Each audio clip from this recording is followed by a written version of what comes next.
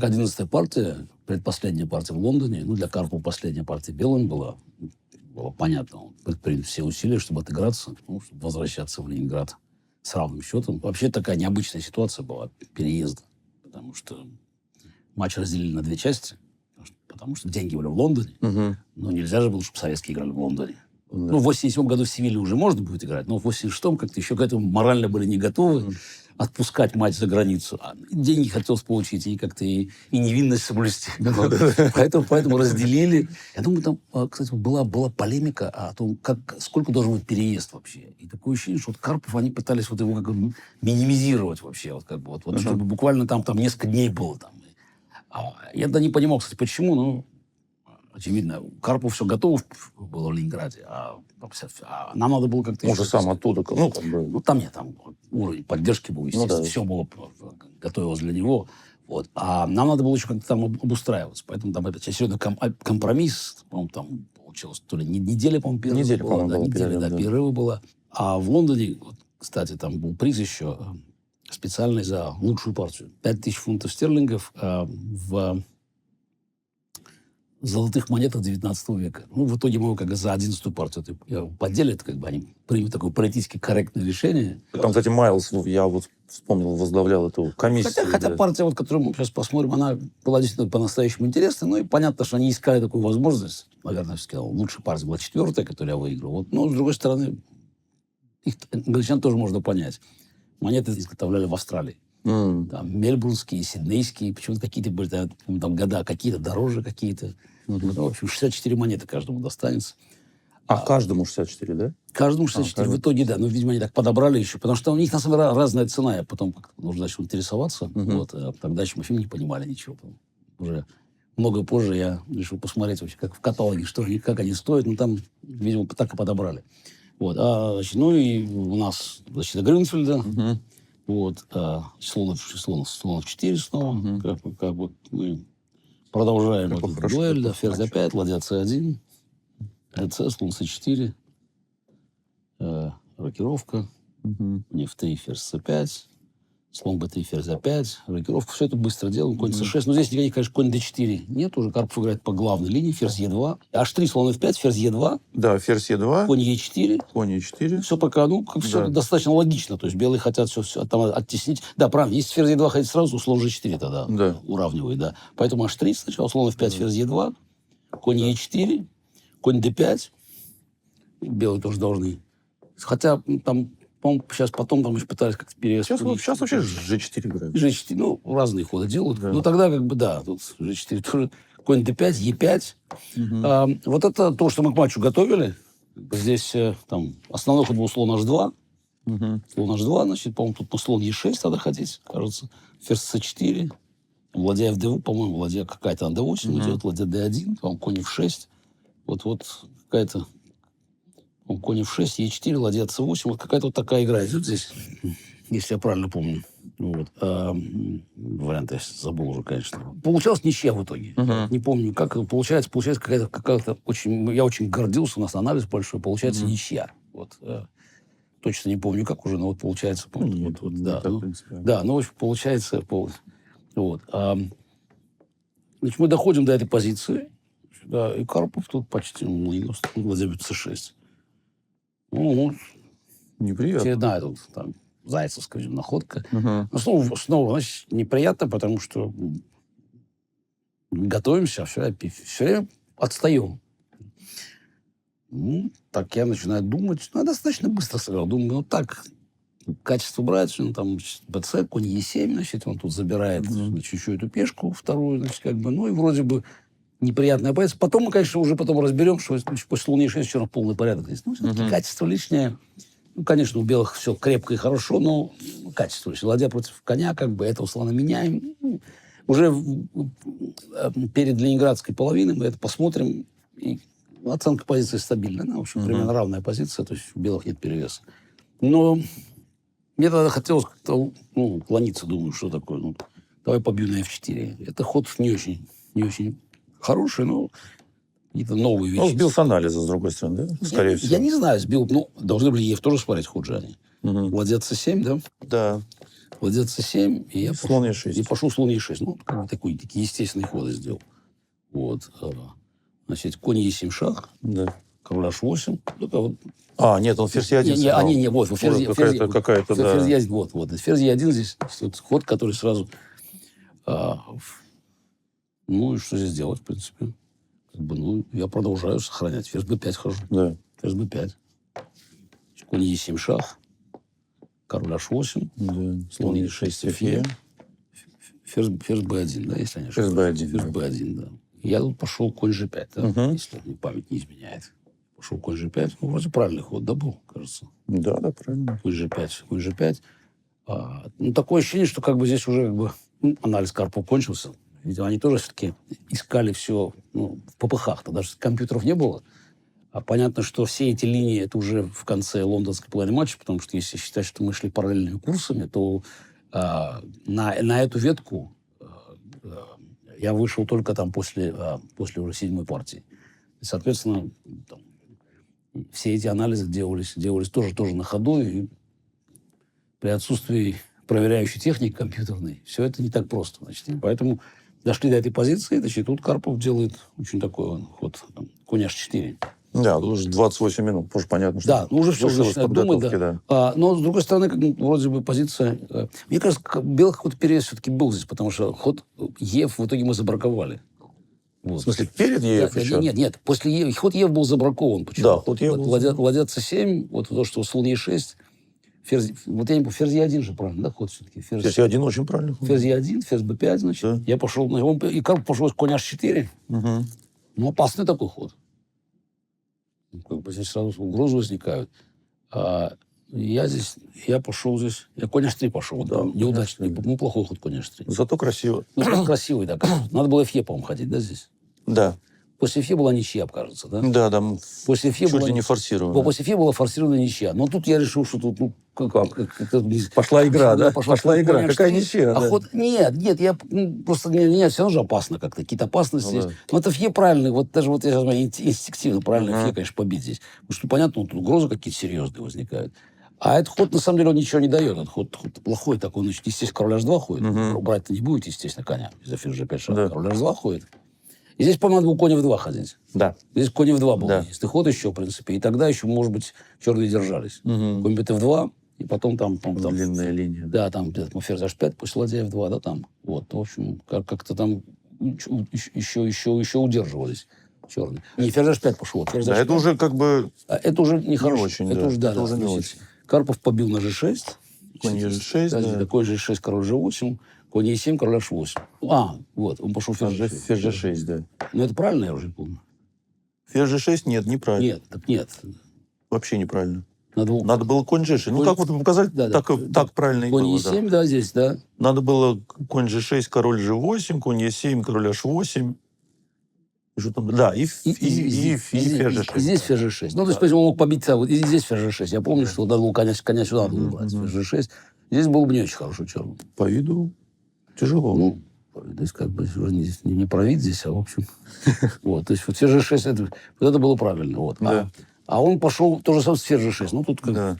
И тут черные удерживают. Ферзь e5 пошел. Ферзь e5, да. E5. Вот, и здесь... Быстро почему? 3 минуты. А что грозит уже? Ладья ничего не грозит. Нет, я имею в виду, белые чем угрожают. Про конь e7 все матовые угрозы были, а здесь ничего не получается. Карпов на 41 минуту задумался и пошел ладья f7. Ладья f7, да. Ну, это... А что, правильный ход какой здесь?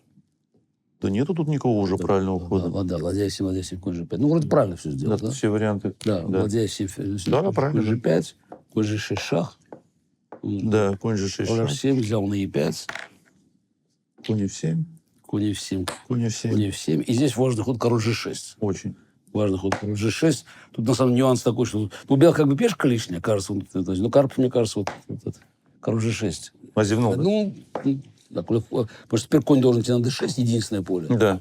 Тогда мы бьем на e3, и теперь брать нельзя, потому что слон e5 шах, то есть и белым слон надо... колоссальный теперь. Ну да, черных уже лучше пойти. Конь c4, по-моему, пошел здесь, да? Единственный ход такой. ef, Ладьяев 2. Ну, вот здесь какие-то, мне кажется, шансы были на выигрыш, но я что-то очень, я как-то неудачно. Ну, пытается ничейная, конечно. Я, по-моему, то ли ладец 8 пошел, то ли Б5. Б5. Б5. Да. А может, правильно, или... Не Нет, правильно. Б5, конь Е3. Да, А5. А5. Ничья, конечно. Ну, черный немножко здесь. Ну, не знаю, что-то они зря не присудили. А, 10 тысяч было фунтов. Значит, Да. было 10, да. По 5, по 5. По 5. Да, по Я 5. же помню, что Да, 10 тысяч фунтов, да. А5. Ну, ничья, в общем. Как-то Да. я что-то сделал. Какие-то еще ходы что были, я на да. что-то играю, но потом побил эту коня там на Е3. Да. Я помню. Да. Значит, ничья. Ну, понятно, что уже мы покидаем Лондон с плюсом. Значит, 12-ю партию все-таки белыми играем, потому что Карпов играл достаточно аккуратно черными. И вот как раз 12-я партия, вот там я укрепляюсь в ощущении, что что-то не то, потому что мы снова играем этот ферзевый гамбит.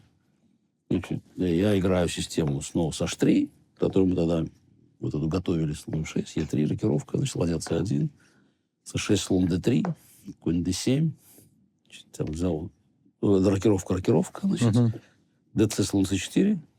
Вот. Ну, на Е5 же хочу H3 сыграть систему свою, и Карпов играет здесь С5. Ну, вот это то, что просто мы с Тимощенко готовим. Перед партией, да? Перед матчем. Просто перед матчем, да? Ну, я же планирую играть черным тоже ферзевый гамбит. Поэтому смотрели за 2 цвета его. Ну, вот ход С5 анализировали. Я, кстати, потом выиграл хорошую партию у Олафсона на Олимпиаде. На Олимпиаде. В 2006 году, да. Потому что вот С5, да. Этот ход мы анализировали, значит, такая попытка как бы не открывать слона, хотя ход, видимо, все-таки слабее. Потому что Е5 практически до ничьей было уже раздраконено все. А после С5, значит, я пошел, по-моему, ферзь Е2, да, помню. У меня был небольшой перевес такой, ну, такая инициативка была, вот. Но... С5, да, ферзь Е2, Ферзь Е2, 6. Все просто полностью понравилось. Ладья Д1. ЦД конь Д4. ЦД конь Д4. Просто ферзь Е7. Просто по анализу. Конь Е4, слон Е5. Вот. Ну, потом я слон ферзь H5 уже сыграю здесь. Это наше усиление будет. Да.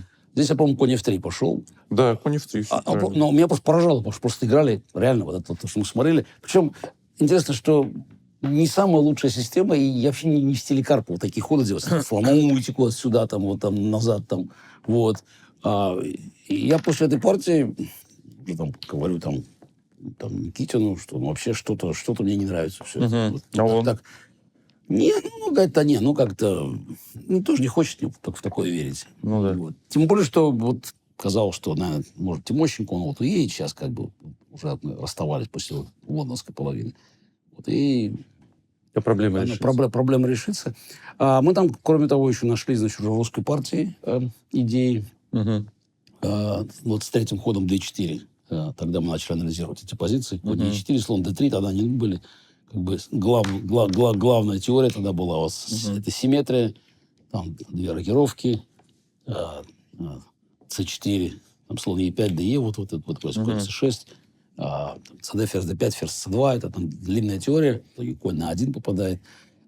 И у нас там были идеи, как создавать черные проблемы. Поэтому я вот довольно оптимистично уже смотрел, что мы сейчас как бы едем в Ленинград, у нас +1, и переходим на Е4. В Ленинграде я уже хотел Е4 играть, потому что с русской вроде бы разобрались, но в испанской там столько идей было. Побольше. Да. Ну, кроме того, я понимал, что все-таки в испанских этих битвах у меня объективное просто игровое преимущество будет. Значит, приезжаем в Ленинград, жили вот это на Каменном острове, Карпову какая-то была своя дача, а у нас профсоюзная была тоже там, вот, ВЦСПС, вот он дал нам. Вообще переезд такая вещь довольно такая муторная. Переезжать, обустраиваться, новое место.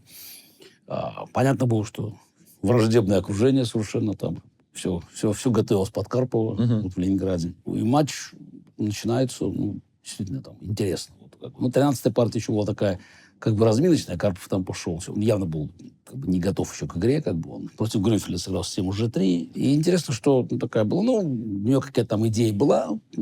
Маленький перевес у него, наверное, был Карпова. Но потом я перехватил инициативу. И я, кстати, выпускаю выигрыш. Уже в 13-й партии.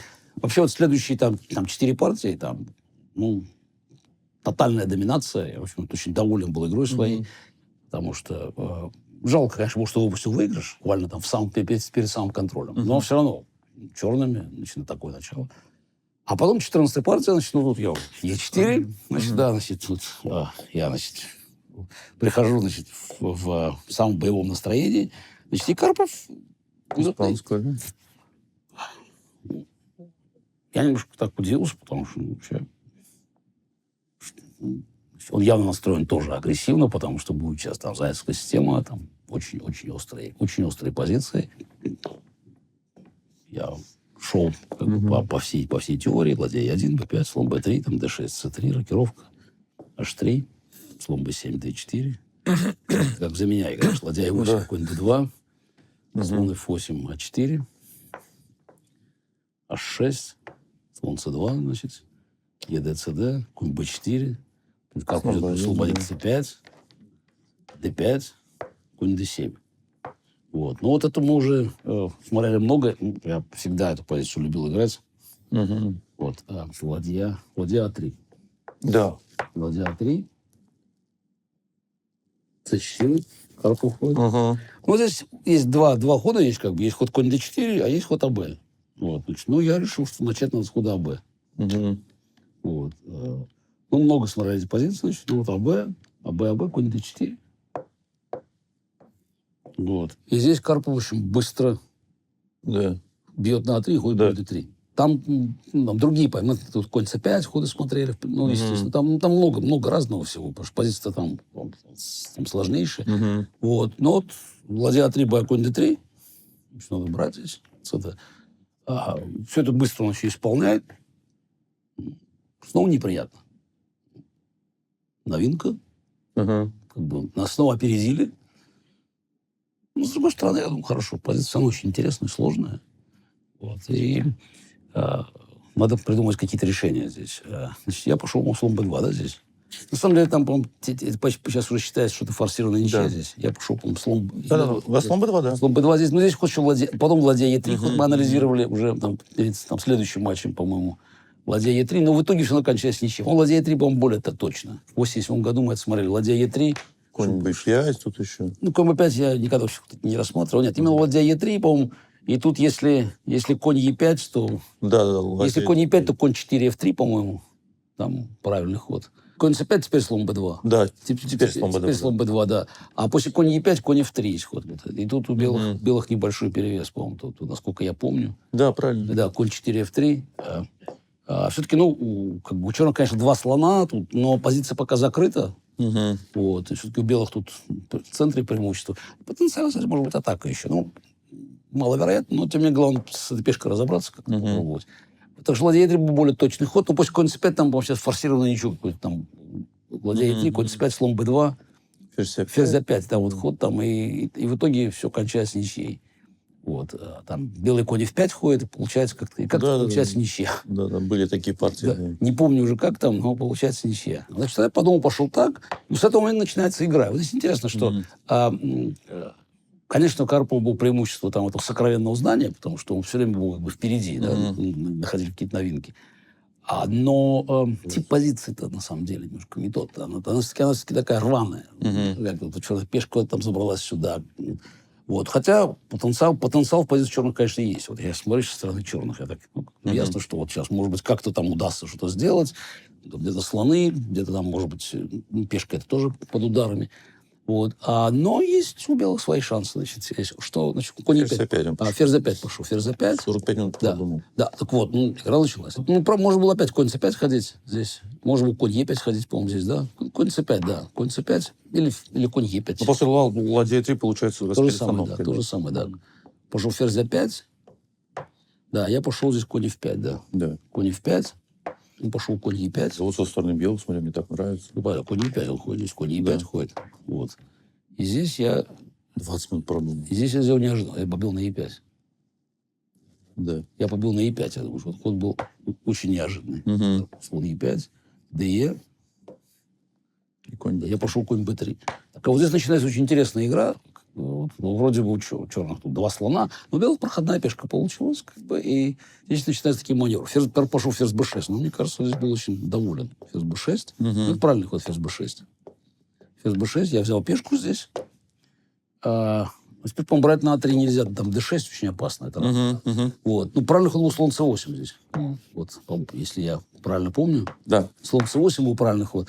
Сразу взять под прицел коня.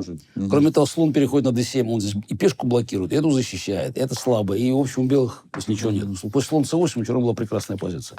Там, по-моему, равная позиция получается. Вот. А Карпов пошел ладья 8.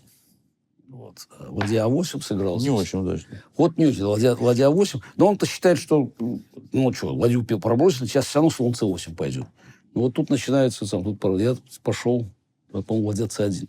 Вот у нас начинаются маневры. Да. В стиле Карпова, я бы сказал. Да, в стиле Карпова. А потом, кстати, вот Бах мне уже там много лет спустя рассказывал, что это, конечно, произвело на Карпова большое впечатление. Вообще эти маневры, потому что начинаются такие необычные маневры. Здесь то есть надо препятствовать переводу слона. Значит, ладья c1 ходит. Черные забрали. Ну, препятствие в плане, что поле c6. Ну да, естественно, ладья c6 грозит. То есть, как бы она... эта пешка все равно, как мы понимаем, что обречена, но пока белые вот... Значит, и черные должны какой-то ход. Он ходит g6, по-моему, да, здесь? Да. g6 надо. Вот. Ну, с одной стороны, коня прогнали, а с другой стороны, чуть-чуть все-таки прослабились тут. Потому что, как бы, понятно, пока ничего не грозит, там какой g4 еще нападут, там случайно. Значит, слон бьет А3 пошел на Карпу здесь. Да, слон А3, это правильно. Ладья 1, да. А так теперь вот проблема, что если, скажем, к слону уйти, размен, дальше вот конь G4 начнутся здесь некоторые сложности. Потому что черный чуть-чуть отстают. Тут буквально хода не хватает, чтобы там как перевести фигуру все. Вот. Ладья А4 выходит. Но опять, кажется, что все равно еще, сейчас буквально вернемся назад, там, или на F8. Ну, у черных два слона, кажется, вообще очень хорошо. Плохо быть не должно. Да, плохо быть не должно. Не должно быть, да. Но, тем не менее, я пошел конь G4 здесь, да? Да. Конь G4. Мы начинаем здесь атаку. Слон F8. H5 надо было ходить, да. Конь E5, слон B2, да, был там ход? Да, ну, H5 это... То это бы сейчас бы быстро пошли H5. H5. Что да, конь E5, да, если да, конь E5, конь E5. Конь E5, слон B2. 2, ладья А4, Б, конь C4, да, наверное? Да. Да, и там ничья в Эшпиле получается. Там взял F5 в конце или... Я не знаю, там... Конь C4. Тут длинный вариант на 15 ходов. Ну да, но это опять компьютерная игра. Значит, конь E5, слон B2, взял на А4, например, ну это... Взял А4, Б, конь С4. Вот. Ну, с другой стороны, как бы, я думаю, это тогда все-таки посчитать. Да, Карпов и я мы были в состоянии. Но я думаю, Карпов в этот момент просто не считал, что это нужно делать. Все-таки это, конечно, без пешки получается, ну, там как теряется. По-моему, шел слон F8 здесь. Да. Слон F8, здесь ладья C1. Вот. Ладья вернулась обратно. Считаешь, что черная ладья куда-то там забрела не туда. Здесь проблема, понимаешь, пешка висит. Вот, пешка висит. И я говорю, потенциально вообще немножко король ослаблен. И надо что-то делать черным. Ферзь d6 он сыграл. Не знаю, это уже ошибка. Ну, а как ходить надо было здесь? Книга говорит F6. Ну, F6 ход такой сделать рукой, да. Ну, такой крепкий ход. Да. F6.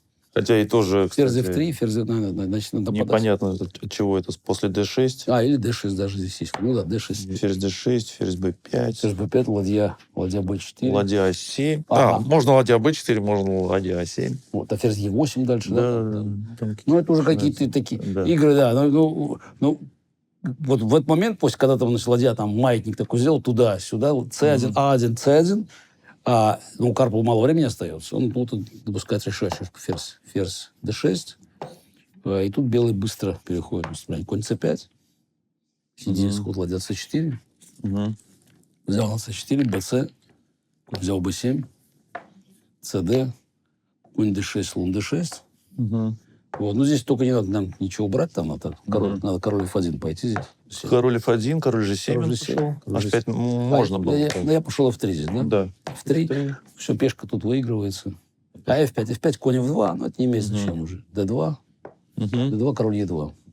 Слон B4 он пошел. Конь D3, да? Конь D3, слон C3, и вот здесь отложили, да. Да, я, по-моему, конь C5 ход записал, да, здесь? Да. Конь C5 ход записал, ну что, он сдался Карпов, потому что какие шансы. Пешку сейчас мы забираем эту. Дальше сам. Дальше очень легко. Дальше сам. Да. Ну, +2 счет становится. Ну, уже +2, и ничья в мою пользу, то есть реально +3. Ну да. Вот. И главное, что по игре все идет очень хорошо, но меня опять не покидает вот это ощущение. Что такое? Ну, почему? Ну, как статистически такого же не может быть, что мы как бы готовимся и все время отстаем. Значит, и 15-я партия, значит, тут уже Карпов выходит явно на бой. И уже против Грюнфельда там ни G3, ни слон F4, кстати, интересно, все как бы вот он начинает по новой. И применяет систему с ферзь b3. Может быть, одной из самых агрессивных систем против Грюнфельда применяет. Конь c3, d5, конь f3, слон g7, ферзь b3. Не по стилю, конечно, Карпов, но, с другой стороны, надо отыгрываться. Что делать, да? Рокировка e4. Ну, мы готовили... Ферзь b3, я не могу сказать, сильно готовились. Разные были идеи. Там Никитин все время за конь a6 агитировал ход. Вот. Но была система слон g4. Я сам здесь придумал. Слон e3, конь d7. И вот в этой позиции... Как бы у белых два хода есть. Ну, там ходов много, но, в принципе, там даже 3 нуля есть ход сейчас. Как бы. Но тогда считалось, что как бы два главных хода. Значит, или пойти ладья d1, Вот. Тогда после конь c6 перегруппировку не удается, потому что после слона e2, конь b6 надо ферзь c5 идти. Это там партия Ботвинник Фишер, там знаменитая была 62 года. Поэтому считалось, что проще ходить ферзь b3, потому что после ладья d1, конь b6, все равно, тогда ферзь c5 не ходили, ферзь b3, и та же позиция возникала. Считал, что точнее пойти ферзь b3, заставить по черному конь b6, а потом брать ладья d1. Мне на ферзь b3, мне понравился ход c5, редкий ход очень, c5, d5, конь e6. Вот. Какая-то такая возникает игра, вот, мне понравилась, свежая позиция была в тот момент. Вот. Значит, я решил проверить слон g4, конь d7, и Карпов довольно быстро ход ладья d1. Опять немножко я расстроился. Потом уже там, несколько лет спустя, мне Белявский скажет, что когда он работал с Карповым тогда, они обсуждали подготовку, и Белявский говорил, для чего дать лишнюю возможность, почему не пойти ферзь b3? Карпов сказал, да, но там есть ход c5. Какие познания там? Да, ход c5 там есть, только никто так не играл. Знаешь, если только не учесть того, что ровно это я и готовил здесь. Я чуть подрастроился, конечно, я пошел конь c6, вот так готовили. Слон e2, конь b6, ферзь c5, ферзь d6. Пока по Фишеру играем. Вот, Ботвинник d5 играл здесь, а Карпов пошел быстро e5. Вот. На самом деле, очень хорошая новинка. Черные чудом держатся здесь. Но все-таки эффект большой, потому что так играется ферзь c5, dc, и тут надо решить, куда конем ходить. Вот я пошел конем на c8 здесь. Конь d7, там проблема, что есть ход h2, h3, там слон f3, gf, там нельзя брать пешку на e5, потому что конь теряет f4 здесь. Там есть ход слон e6, тогда белый ходит конь g5, конь e5, там начинается другая игра. У белых в целом хорошая инициатива. Вроде бы черный везде держится здесь, но там мне хотелось уйти конем сюда. Вот. Что, кстати, смутило Карпова. Вот конь c8. Потом в 17-й партии они уже подготовятся. Там ход h2, h3 он сделает. А здесь он конь b5 было, конь b5, и я пошел чуть ли...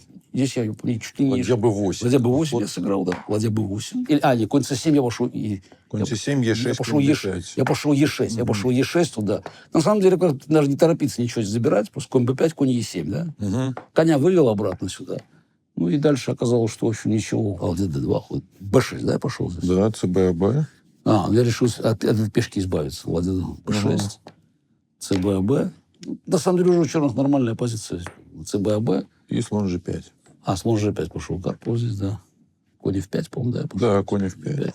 В общем, черных уже нормально. Потому что мы в итоге это все-таки забираем, все, проблемы решили, вывели. Я очень был доволен. Все-таки явно большая новинка. Я нейтрализовал, очередной черный цвет убрал. Хотя, конечно, те же мысли, как говорится, свербили. А что такое опять? Значит, все наши планы дебютные срываются. Пока не об этом думать надо было, потому что впереди там 16-я партия. И мне ночью приходит в голову идея. Я, идем по этой линии. Рокировка. Слон e7, ладья e1, b5, слон b3, d6, c3, рокировка h3, значит. Слон b7, d4, ладья e8, конь d2, слон f8, a4, h6, слон c2, значит, e, dc, да.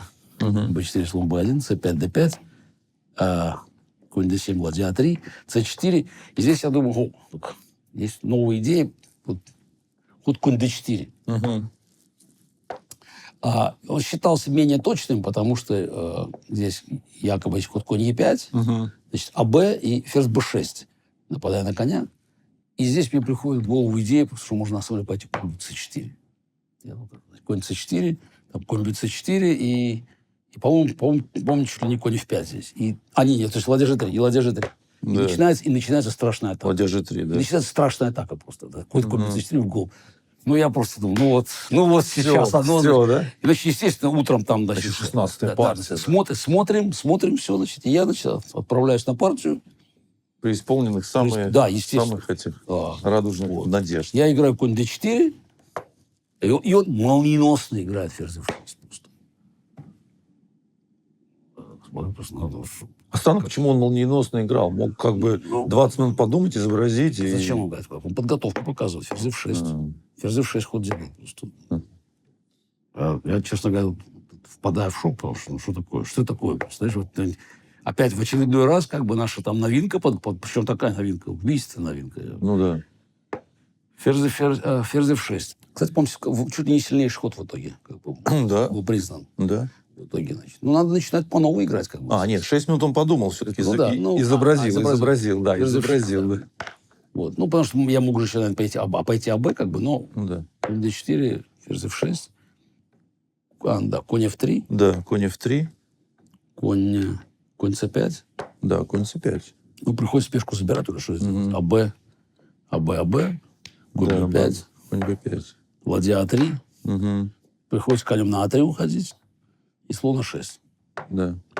Ну, вот это все быстро исполняется. Вот это, ну, здесь я так впал в такой легкий пессимизм. С другой стороны, вот посмотри, так, значит, как черные тут уже подготовили, сейчас на d3 залезают конем.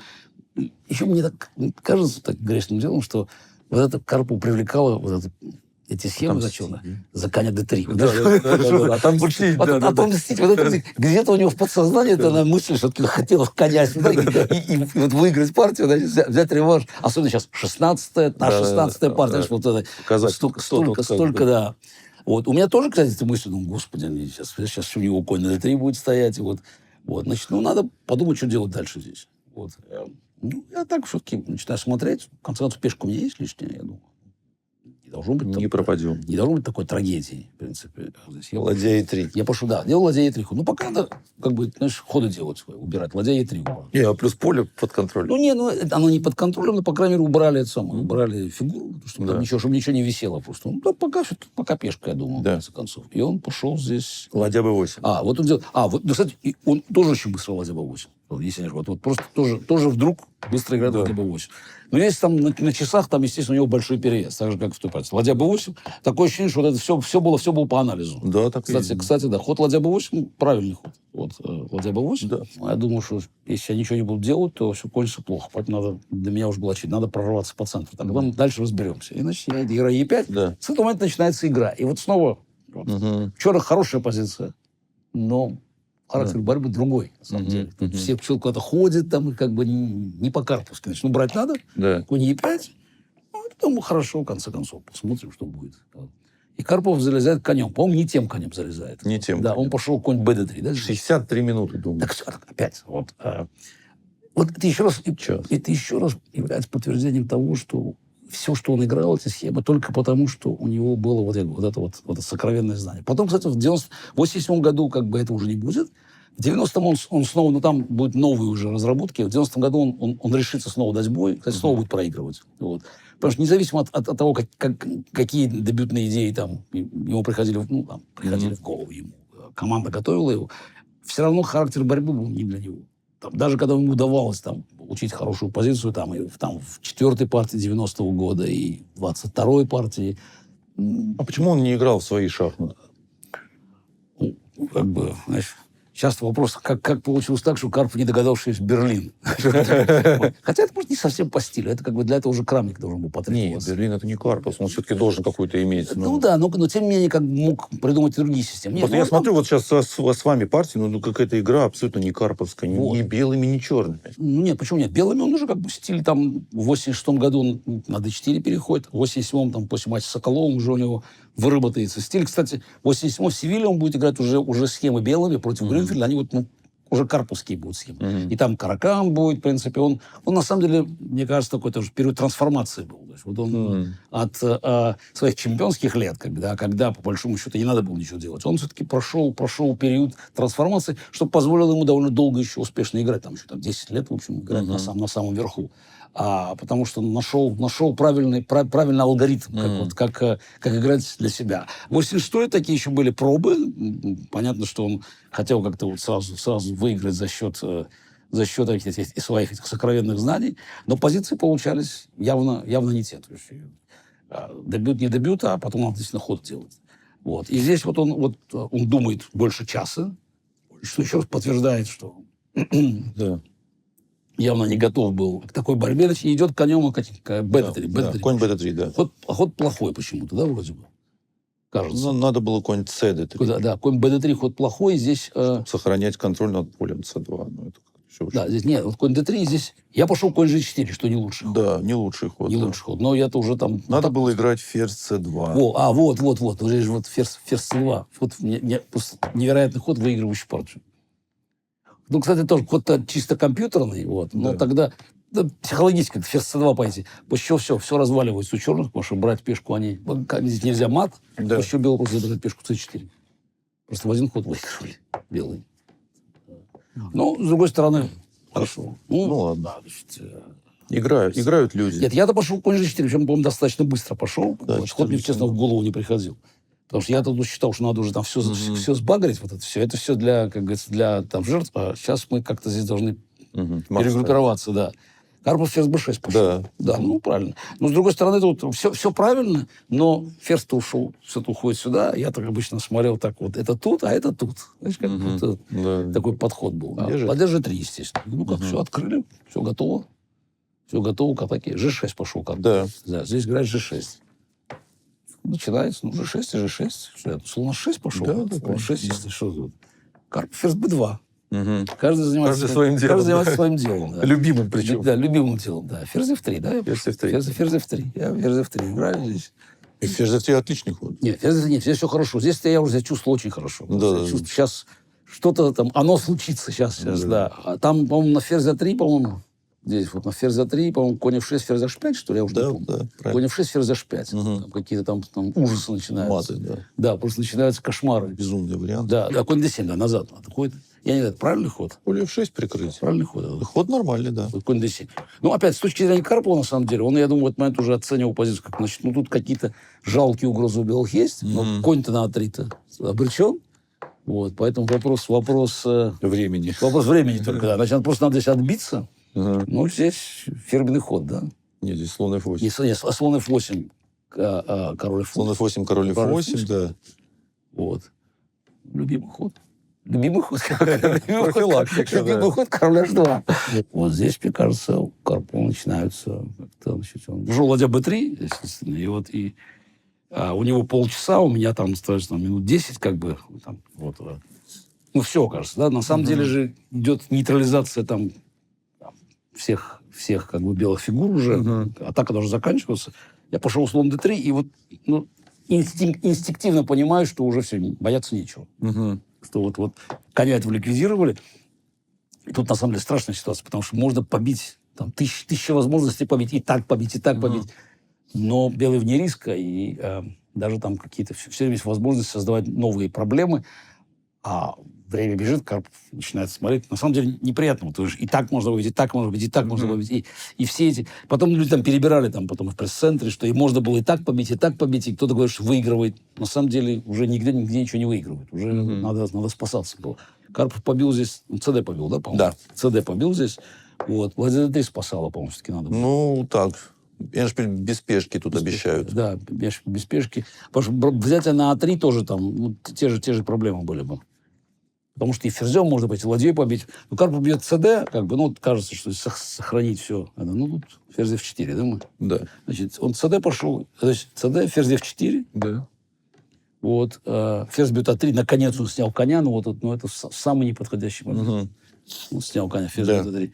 Самый неподходящий момент. Но тут я уже увидел, что происходит. Конь H6. Вот. Необычная такая, это все-таки атака. Очень партия необычная. Ферзь Е7, кажется. Значит, кажется, что отбились черные. Ладья бьет G6, ферзь Е5. Да. Вот, как бы. Вот тут ладья G8 шах, король Е7 и D6 шах. Такое горе наступает. И тут ферзь D6. Одна вилка, король D6. Вторая вилка, ну, пусть король Е6, ладья Е8. Да. Красивая. Красивая партия. Мощная партия Да, такая. да, партия. Значит, ну, смотри, плюс 3. Осталось 8 партий до конца. То есть реально плюс 4 вообще. Ну, как бы. По игре всего одну калитку идет. Меня все равно смутило это, вот, когда мы вышли. Я помню, там такое эйфория жуткая совершенно. Вот. Ну, может, реально там матч кончается, причем разгромно кончается. Никаких оснований там что-то бояться не было. Но все-таки вот я не понимаю, почему так получается. Опять новинку подготовили. Ничего, вот все наши новинки, они все как уходят, все уходят в песок. Причем такие новинки еще, Да, ну, тоже готовимся. концептуальные какие-то. Да, там, и жертвы фигуры. что-то. перед 17-й партией, честно говоря, уже даже играть как не хотелось. Такое, вот это. У нас было обсуждение, значит, ну, конечно, надо было сыграть, конечно, надо было пойти... потому что, учитывая, что Карпов мог только играть по как бы, По анализу. да. Слон Е3 я пошел в конь d7, потому что, честно говоря, единственное. Ну, надо было, конечно, конь А6 пойти уже в этот момент. Ну, что-то другое сыграть, более свежее. Там такие новые позиции начинались. Хотя там в итоге тоже у Карпа будет новинка. Снова опередит нас, как бы, да. Вот. Но я думал, ну, наверное, ферзь b3 сейчас сыграет. Он, наверное, избежит этого. Вот. Значит, тут я сейчас c5 он будет хоть ладья d1, и здесь он уже подготовил, как бы, ну, усиление. Ферзь c5, dc, конь c8, h2, h3 сыграл быстро. И, в общем, в итоге я слон f3, слон f3, слон e5. Помню, побил на c6 и сейчас слон c6 взял и пошел слон d4 здесь. Вот с этим конем, конечно, возникли проблемы. Там потом Тимон с ним какую-то красивую ничью сделает, там длинные анализы, вот, но я очень быстро проиграл партию. Вот. Особо желания играть не было. Психологически трудно. Матч заканчивается. Снова неприятно. Опять Карпов там новинку применяет. Но опять плюс 2. До конца остается там 7 партий. 18-ю партию, я думаю, ну вот сейчас мы соберемся. Ну, Е4, думаю, может, руку поменяем. Потому что все-таки почему-то у него новинки. И я играю d4. А вот здесь как раз момент самый интересный, если у кого-то есть какие-то сомнения по поводу того, что там происходило. Вот была в таком журнале «Студенческий меридиан», такое специфическое издание, такое довольно там черносотенное по тем временам. Человек по фамилии Акимов, такой журналист, написал статью «Осень на Каменном острове». Даже там, помню, не одна была статья, а такой цикл, такой вот рассказ о его беседах с Карповым во время матч-реванша в Ленинграде. Там есть просто целая такая психологическая зарисовка. Он сидит с Карповым в ночь перед 18-й партией. То есть он рассказывает о том, как там все шло, вот перед 18-й партией. И дальше практически цитируем по тексту. Значит, Карпов сидит, рассматривает что-то, и он говорит, вот стоит вот такая позиция, значит, такой гибрид, новоиндийский, слон G5, слон B7, E3, H6, слон H4, слон C3. Да, слон c5, дальше. Да, вот, ферзь E7. Да, и вот и он говорит, вот Карпов ставит эту позицию, тут, значит, смотрит и говорит, вот завтра будет стоять, и вот я сделаю ход, который там Каспарова утяжный, ферзь E7. Вопрос. А почему должна была завтра стоять эта позиция? Я выиграл 2 блестящие партии в испанке. Е4. Характер борьбы был в одну калитку. А с чего я должно было перейти вот вдруг сюда вот? При этом у нас пока это, ну, встречалось там в 7-й партии прошлого матча. Но интересно, что там главный ход d6. Да, вот, ферзь e7. Там точно будет сюрпризом. Вот. Ну, скорее всего, это еще можно было предположить, что ферзь e7 будет ход новым, и поэтому будет сюрпризом. То есть, как бы, черные, на самом деле, есть идея, что они где-то сохраняют возможность коня там на c6 поставить. Еще. Но пока d6 не торопится ходить. d6, конь d2, g5, g5, слон g3, и вот здесь ферзь e7. Да. Правильно, вот, я смотрю сейчас, потому что g5. Да, g5, слон g3. Да, g5, слон g3. Да, вот. Здесь главный ход конь d7. Это все теория. И здесь вот у нас там целые анализы были. Я вот не помню, то ли мы начинали с h4, то ли по h4, ладья g8, там 2 размена, ферзь b3. Там идея есть ферзь b3, где-то там ну, основная идея наша была пойти ферзь b3, я помню.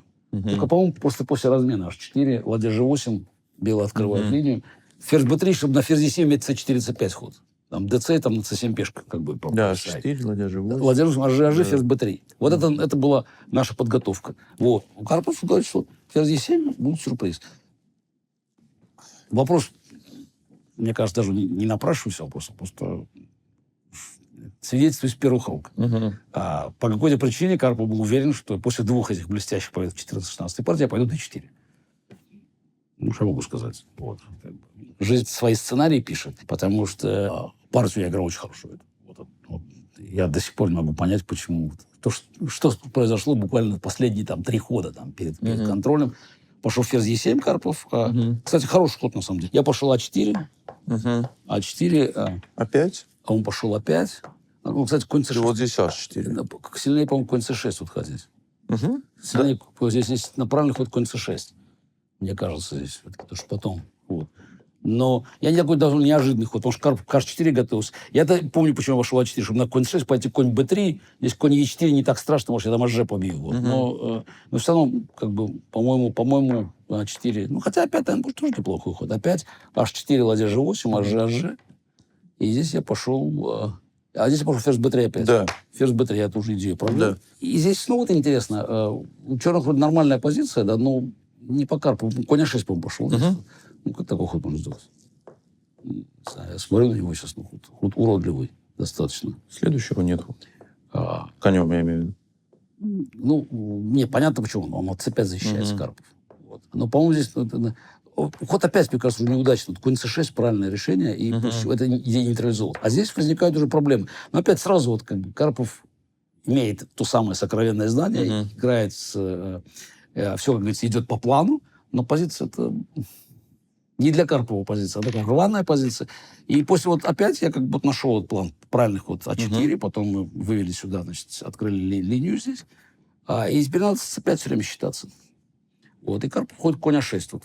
Ну, как-то, может, диагональ открыть здесь.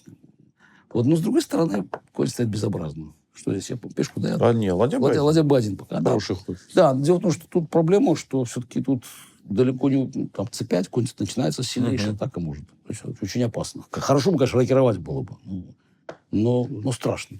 Поэтому король F8. Да, Карпов ходит король F8. Ну, тоже, на самом деле, кажется, король F8, ну, тоже все, может быть, не так плохо. Король на G7 против ладья H8. Белым же тоже надо что-то делать. Ферзь D1, да. Ферзь D1 я пошел здесь. Серия очень сильных ходов. Да, ферзь D1 действительно хорошо играл тогда. Очень. Слон C6 он сыграл. Почему не король G7? Теперь я сейчас пытаюсь вспомнить. Ладья B5. Вот. Ладья B5, да. Ладья B5 я же открыл. Да. Вот, ферзь D1. Сейчас смотрю, пытаюсь... Сильный ход, да? Да. Сильно играл в шахматы. Ладья B5 сразу, и сразу сбиваем черных. Приходит на слон С6 тратит время. Но теперь конь немножко провисает. Да. Да. Ладья H2. А это что такое? Ладью. Пешку даже G2 защитили. Не надо защищать же материал. Король G7. Такая игра какая-то не идет. Игра, рваная игра. Рваная очень. Король G7 он пошел. Да, все-таки? Да, король G7 пошел, да. C5, да, пора уже здесь ходить. C5, да. C5, пора ходить C5 уже. Висит. Да. Конь на А6. То есть нам уже провести ладья H8 не удастся. Чем он повел здесь? BC. BC пошел Карпов. Вот. Испанский ход. Слон B5, да. Испанский ход. Испанскую играем. Признал ошибку, конь B8. Конь B8. Карпов конь B8 ходит. Ну, здесь ДЦ, конечно. Да. ДЦ. Вот. Ну, видно, что доминируем, да. Но Карпов D5 ходит здесь. Да. D5 ходит. Вот. Ну, позиция начинает... Я уже чувствую, что тут запахло жареным. Хотя, конечно, Карпов готовится сейчас побить, где-то как-то выскочить, попробовать. Вот. Но это не удается нормально. Слон Е5 пошел, да. Вроде логично. Да. Король F8. Обратно Карпов ходит. Ладья H6. Начинаем. Нападаем все время. Конь Е8. Конь Е8. Ну, посмотри, просто отходит назад. Ферзь H5, да? Да, ферзь H5. Ну, как вообще... Просто все подходит. Взял. Это при равном материале, да? Материал равный просто. Да, ничего не пожертвовать. Да. F6 он сыграл. F6. Ну, сам он продолжает защищаться как может. Да, ладья H7. F6, ладья H7. Да. Вот, я помню момент, ладья H7. Он пошел конь G7, но и ладья G7 не сильно лучше. Не сильно лучше было, да. Конь G7. Да, конь G7. Ферзь F3. Ферзь F3. Король F7. Да. Король F7 единственный. Да. И здесь я начинаю... Ну, можно же вечный шах сделать, в принципе. Опять +2 я же веду, на самом деле. Это там 18-я партия, +2. Я, помню, здесь теряю время. Опять психологически. Конечно, слишком красиво. Позиция, как Михаил Михеевич говорил, вкусная позиция. Да. Но можно сделать ничью. И, +2, 6 партий. Да. фактически +3, там остается всего ничего там до победы. И вот потерял время на этом. Еще Да. пытаясь найти выход. Да. Да. Король Я, Е7, естественно, да. повторил, да. И ладья H6. Я ушел ладья H6, конь Е8. Вот я Е4 правильно, не помню, С4 сильнее был, да? Да. С4 был сильнее. В общем, ну, как, вот, даже сейчас я вижу, что ход, конечно, более правильный. Ну, позиция, конечно, кошмарная. Вот. А Е4, кстати, неясная позиция, но я просто не мог ничью делать. Я считал, что... И не ту пешку двинул здесь. Но хотя все равно сейчас Карпов неудачно. G4? G4, ферзь G4, F4. ферзь F4. Значит, Слон B5, ладья B5. слон B5, ладья B5. И конь D7. Конь D7. Наконец он выскочил. Почти защитился, да. Да. Слон C7, да. Конь C5. Конь C5. И ферзь Е3. Ферзь Е3, вот. Вот важно сделал. Ферзь Е3. Карпов пошел, он побил на Е4 здесь. Но все равно как-то он тут выскочил немножко. Конь Е4. Да, конь Е4, Конь Е4, ДЕ. Слон А5. Слон А5. Ну, все равно позиция... Материальное равенство. Ну, эту позицию вообще проиграть белыми. Слон А5. По времени все хорошо у меня еще. Он еще F5 сыграл здесь, да. Ну, пешку пытается защитить, это F5. Но теперь слон B4. B4. Ферзь D7, да, был? Да. Ферзь D7. Здесь еще ферзь D4. Ловушка. Нельзя брать ладья B7 мат просто. Да, ловушка. Просто мат. Да. Ферзь D4. Ладья А7. Хоть Карпов здесь. Угу. Ну, здесь... Ну, посмотрим. Ну, как можно было слон С5 не пойти здесь? Просто ходить, делать ничего не надо, просто пойти по слон С5. Там уже ладья куда-то там на С7 должна идти. Там можно поменяться, и слон D4. Да, так, по-моему, легко. Самый простой выигрыш был. Да, слон С5. Ладья С7, Да. ферзь бьет D7, ладья D7, слон D4, да? Тут немножко не так. Тут слон С5, ферзь D4, слон D4, ладья D7. Ладья D7. Да, ладья B8. Ну, хорошо. Ну, материальное да. равенство, только все, как бы, все черно. Я не знаю, вот здесь у меня наступает какой-то паралич просто. Вот я ладья А7 пошел. Здесь ходы, там 3 хода, 38-й, да, ход это, если я не ошибаюсь? Да, сейчас будет 38-й. 3 хода, там 3 хода чудовищные были сделаны просто. Значит, там ладья H7 шах я пошел здесь, да? Да. Как такой ход можно вообще сделать? На самом деле, вот в итоге моя ладья окажется на H4. Вот, как бы там, значит, вот, ладья H7. Времени, причем, ну, еще там минут 5, наверное, было. Ну, хоть слон C5, то... Не, уже секунды какие-то здесь. Мне кажется, так написано. Да, может. Ну, опять, время... Вот, ну, ход слон C5 сделать... Чего же нападение, на самом деле. Все же хорошо стоит. Напал, вот тут поменялся, поставил слон D4. Ну, не надо ничего придумывать просто. Поставил слон D4 и дальше сам уже. Дальше там пешка А проходная есть. Вот ходы были ладья H7, конь G7. Я еще сделал чудовищный ход опять сделал. Чудовищный ход опять. Хоть король G6 сразу. Вообще вот сочетание ходов этих. Ну хорошо, хочешь пойти опять, ну пойди опять сразу. Здесь опять слон C5 выигрывало. Да. После ладья H7 тоже слон C5 выиграл. Ну, наверное, тоже выигрывал. Те же, ну там эндшпиля получились бы, может быть, немножко хуже, но все равно белых еще выиграл. Опять ход... Главное, какой ход в голову может прийти. Ладью подвесил. Нет, все. Пошел король G6 тут. Да. Значит, мне пришлось поменяться. И теперь получается, что у меня эта ладья, там уходит на H4. 41-й ход здесь. Да. Я просто смотрю на позицию, я не понимаю, что произошло. Я думаю, чуть ход ладья G7 не записал здесь. Просто потому что... Ну, на самом деле, в принципе, еще борьба еще позиция нормальная. Но тут интересно очень. Значит, вот дальше ладья H4. У белых уже позиция хуже, но она еще держится. Она еще держится. Ладья H4. Как здесь Карпов сыграл? Так, ладья H4 это записанный ход. Записанный ход. Ладья GD8. GD8. Да. Вот. И я пошел здесь... C4. Я играю здесь C4. Вот. И здесь ладья D1 шах. Да, по-моему, да, Карпов? Да. Ладья D1 шах. Да. Король Е2. И здесь, на самом деле, есть у черных есть разные ходы. И Карпов делает самый слабый ход. Ладья 1 смотрели, ладья да? 1. Да. Карпов Ладья сыграет ладья C1. И снова угадать. Ход-то слабый. Надо было ровно ту же идею. Слон C5. Перевести слон на Е3. И дело в том, что слон Е3 сразу активизируется ладья здесь. И все. И на самом деле все как бы здесь заканчивается. Ну, то есть у белых там ничего надо делать черными. Они даже близко не могут. Потому что слон переходит на Е3, и дальше уже начинается наша атака. Не надо было ничего придумывать. Ход, это, кстати, ладья 1 опаснее был ход. Но проблема в том, что мы ладья C1 не смотрели. Ну, то есть как-то вот здесь была дыра. Ровно в эту дырку мы попадаем. Ладья C1. И Мы потратили много времени. И я, в общем, уверен, потому что я там сделал ничего, ладья c1. Здесь у меня опять коллапс наступает. Там ночь бессонная была, и я просто ход сделал. При том, что сейчас я смотрю, логика же простая. Надо слона было активизировать, поставить на e3. А 6 пошел, да, но все это проигрывает уже. 6 уже проигрывает. Это форсированно проигрывает. Он пошел шах на c2, король e1 и ладья a2. Ну и проблема, что если там ты меняешься, то там между ладья не играет. Мне же надо было как-то ее активизировать. Я пошел ладья b6, да, но тут уже там начинаются матовые конструкции. Да. Ладья b6. Ладья d3. Ладья d3, ну все, там уже сейчас начинается, там мат начинает ставить. То есть 18-я партия, какая катастрофа. Все равно, конечно, +1 хорошо иметь после 18-й. Но уже психологически сложно. Психологически сложно. Такая ситуация. Уже перед 19-й я уже точно не знаю, что делать. Ну, думаю, хорошо, еще, значит, сыграем сейчас защиту Грюнфельда. Я пошел на систему сферы 3, пошел конь А6. И снова Карпов опережает, снова применяет новинку. Интересно, я уже за доской, бывает, я тогда хорошо соображал, очень быстро умачивался. Я увидел практически опровержение ее, потом мы доработаем ее, как бы и уже будет готово все. За доской увидел опровержение, но еще, все-таки и настроение такое было. Не сложилась партия. Буквально там осложнения получились. Потому что я вроде поймал Карпова в ловушку, но не сработало. Причем он сначала тоже дернулся, потому что ему казалось, что он попался, но, к сожалению, все на тактике держалось. В общем, эту партию тоже проигрываю. Третью подряд. Счет сравнивается. Шок был большой, да? Шок. 3 партии подряд проиграть. Тем более, что опять не по игре было.